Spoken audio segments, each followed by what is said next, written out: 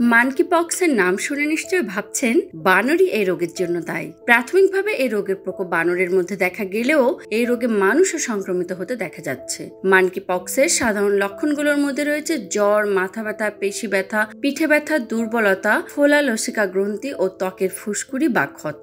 মানকিপক্স একটি ভাইরাস জনিত প্রাণীজাত জুনোটিক রোগ। 1958 সালে ডেনমার্কের একটি বিজ্ঞানাগারে এক বানরের দেহে সর্বপ্রথম এই রোগ শনাক্ত করা হয় বলে একে মানকিপক্স বলা হয়। এই রোগটির প্রাদুর্ভাব 1970 সাল থেকে প্রধানত মধ্য ও পশ্চিম আফ্রিকা এবং এই মহাদেশের মধ্য ও পূর্বাঞ্চলীয় কয়েকটি দেশেও ছড়িয়ে পড়েছে। এর আগে ইউরোপ, উত্তর আমেরিকা, সিঙ্গাপুর সহ অন্যান্য দেশেও এই রোগের প্রাদুর্ভাব দেখা গেছে। চিকিৎসকদের মতে আক্রান্ত ব্যক্তির কাছাকাছি থাকলে বেড়ে যায় সংক্রমণের আশঙ্কা। শ্বাসনালী, ক্ষতস্থান, নাক, মুখ কিংবা চোখের মাধ্যমে এই ভাইরাস প্রবেশ করতে পারে সুস্থ ব্যক্তির দেহে। এমনকি আক্রান্তের ব্যবহার করা পোশাকের মাধ্যমেও সংক্রমণ ছড়িয়ে পড়তে পারে।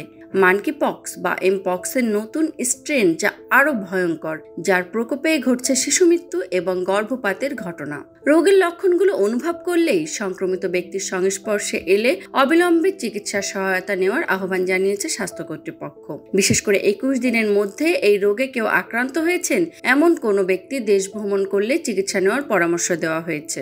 ভাইরাসবাহিত রোগটির বিস্তার রোধে সরকারের দৃঢ় সংকল্পের কথা তুলে ধরে স্বাস্থ্য অধিদপ্তরের হাসপাতাল ও ক্লিনিক শাখার উপপরিচালক দাউদ আদনান জানিয়েছেন, এমপক্স সংক্রমণ যাতে দেশে না ছড়ায় এজন্য বিমানবন্দর, নৌপথ ও অন্যান্য প্রবেশপথে সাবধানতা অবলম্বনের জন্য নির্দেশিকা জারি করা হবে। কেউ যাতে এমপক্স নিয়ে দেশে প্রবেশ করতে না পারে তা নিশ্চিত করতে সরকার প্রতিশ্রুতিবদ্ধ। Kakuli Rani Saha, voice of tiger.